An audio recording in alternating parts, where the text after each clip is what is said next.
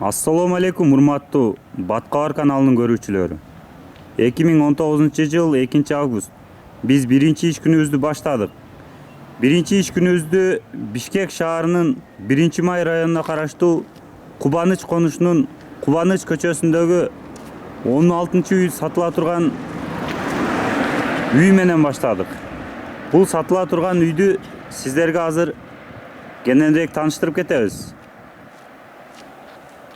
Кубаныч көчөсүндөгү жайгашкан 16-чы мына ушул сатыла турган үй.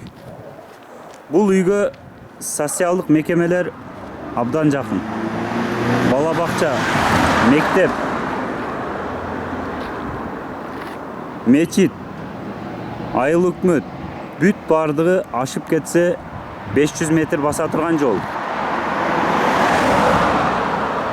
Бул сатыла турган үй Алмаз аганын үйү. Ассаламу алейкум, Алмаз ага. Алейкум ассалам.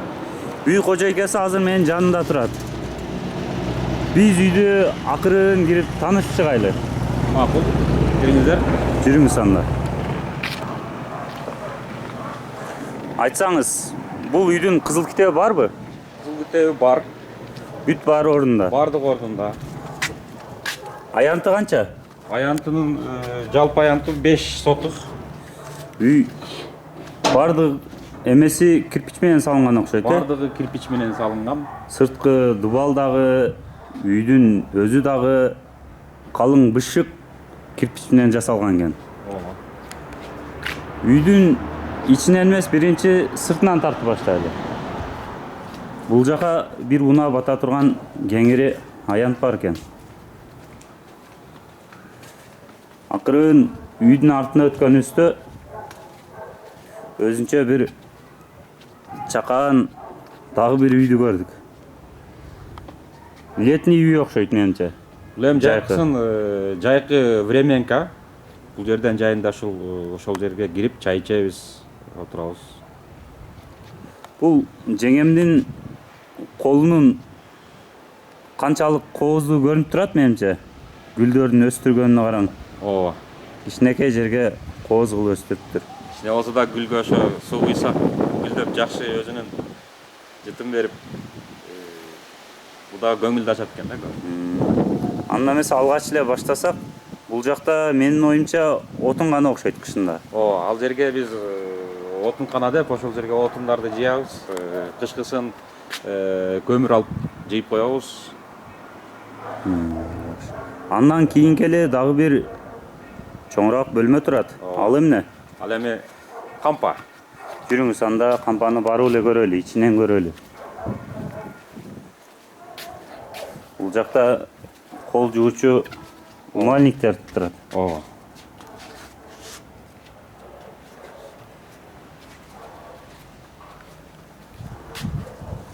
Кладовка деп койсо болот, Кладовка деп койсок болот.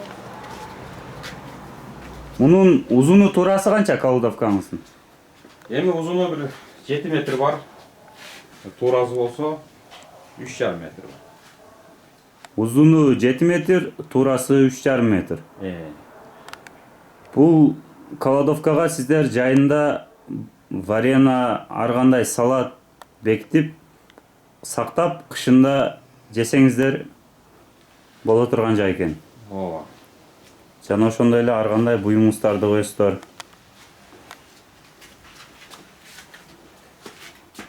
Бул жакта дагы бир газ плита турат. Ооба, бул иштейби бул дагы? Ооба, бул дагы жаратылыш газына туташкан, иштейт. Жакшы. Кийинки эмелерди кирип көрсөк эми. Бул жак жайкы кухня окшойт. Бул жакты очоккана деп салганбыз. Өзүңүздөр мына көрүп тургандай 2 казан турат. Чоң казанга ет бышырабыз, ар кандай тамактарды жасайбыз. Кичинекей казанына борсогун жасайбыз. Чоң казан, кичинекей казан. Курдагын жасайбыз дегендей. Андан жакшы. Бул жакта дагы бир газ плита турат. Бул дагы жаратылыш газына туташкан, бул дагы иштейт. Жанында көрүп тургандай суу түтүкчөсү, ал жерден суу чыгат. Суу чыгат кадимкидей эле. Ооба. Чыгарып көрүңүз бир. Суудун шаркырап акканын көрөлү. О, мына таза суу чыгып турат экен тынбай. Бул жак менимче ажаткана окшойт, Ажаткананы сырттан байкап койсок деле болот. Үй негизинен абдан жакшы. Бул жаңыңыз чакан үй бүлөлүк кичинекей баня окшойт. Ооба. Кирип көрөлү. Көрүңүздөр. Бүт кафелдеринен сонун сеттеги кафелдер бар экен. Бул жак мончо. Эми бир үй бүлөгө чакан жасалган мончо. Отун менен жагылат. Отун менен. Жарым саатта ысып, жакшынакай ушул жерге мончого түшүп алабыз. Жакшы. Бүт баардык шарт үйдүн ичинде экен. Караңыздарчы, бул жакта дагы жеңемдин сүйгөн гүлдөрү өсүп турат. Негизи үйдө гүл турган жакшы да. Ар кандай чаң эмелерден алыс болот. Жайкы ашканаңызды көрөлү эми. Ооба. О, бисмилла дейли да. Кирели. Бул жакта да өзүнчө газ плита бар. Ооба. Сиздин ар бир тамактанчу жериңизде газ плита бар окшойт менимче. Ооба. Мисалы, бул жерден жайында ашканабыз. Бул жерден ошол чай ичип, тамак аштар жасап, ушул жерден отуруп кетебиз. Өзүңүздөр көрүп тургандай, баардык суу түтүктөрү кошулган. Ысык суу, суук суу бар. Ысык суу, муздак суу деген. Менимче Аристон турат. Аристон канча литрлик? Көрүп турганда 40 литр болот. 40 литрлик Аристон. Ооба. Абдан жакшы. Бул жака отуруп жайында чай ичесиздер. Мага бул кухнянын бир жери өзгөчө жакты. Жасалгасы жакшы свет экен. Кызыл. Адамды өзүнө тартып турат. Өтө сонун. Эми бул жакка холодильник. Үйдүн ичине кирели. Үйдүн сырт жагындагы жайкы эмне болсо бүт баары менен таанышып чыктык. Караңыздарчы гүлдүн коозугуна. Үйгө кадам таштайлы. Дагы баса белгилеп айтып кетчү нерсе, баардык суу түтүкчөлөрүнөн суу чыгат, кыштыр жайдыр. Бир кичирейип калбайт, чоңойбойт, бир темп менен чыгат. Бир калыпта чыгып турат, жайында кышында. Ооба. Ушул жагынан өзгөчөлүгү ушул жагы. Канализация центральный. Борбордук канализация кошулган, баардык агындылардын баары ошол жакка түшөт да кетет.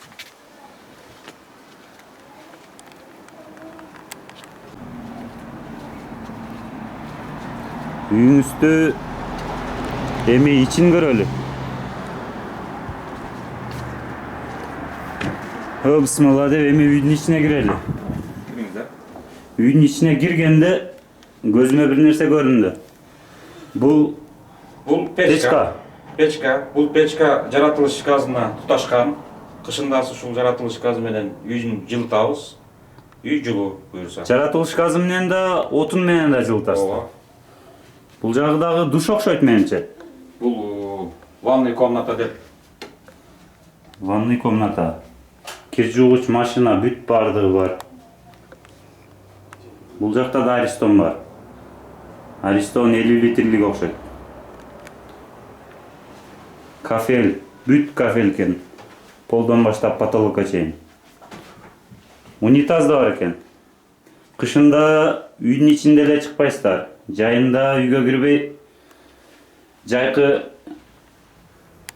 өзүнчө бир чакан бөлмөлөрдө жашайсыздар. Кышында жылуу, жайында салкын деген сиздин үйүңүз турбайбы? Ошондой. Туура таптыңыз. Киргенде узун коридор. Узун коридордон солго бурулсак, Бул балдарымдын бөлмөсү. Балдар ушул жерге келет, сабактарын окуйт, ушул жерден жаткан бөлмөсү. өтө жакшы.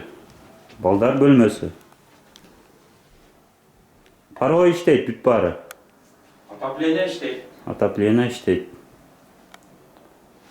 Анда эмесе кийинки комнатага кирели. Негизинен 5 комната, Жалпы 5 комната. Солга бурулгanda дагы бир бөлмө бар экен. Бул көзгө киргенде көрүнүп турат, кыздар бөлмөсү окшойт. Ооба. Жакшы кылыпсыз. Кыздарды өзүнчө, балдарды өзүнчө спальный бөлмөгө бөлүп коюпсуз. Андан эле тууру келип биз киргенибизде чоң бир дагы конок спальный бөлмөсү экен. Ооба. Конок спальный бөлмөсү. Өтө сонун.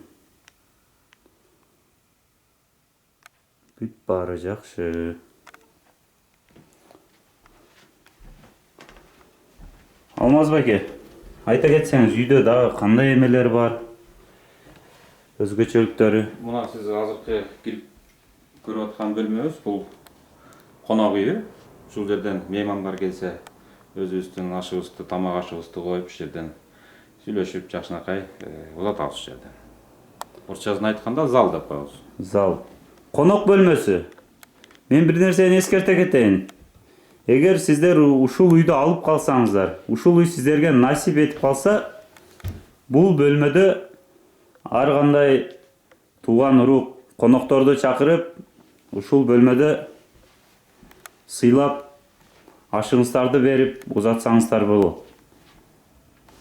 Андан кийинки бөлмө Алмаз байкенин өзүнүн жатак бөлмөсү окшойт. Ооба. Абдан жакшы. Кышында жылуу, жайында салкын. Шкафтар бар. Алмаз байке, ушул жерден мен бир нерсени айта кетейин. Могу занавеска, парда, бул жакта шкаф турат. Булар калабы же кетеби? Эми кардар менен кандай келишимге келсек, сүйлөшүү жолдору менен калтырсак калтырабыз.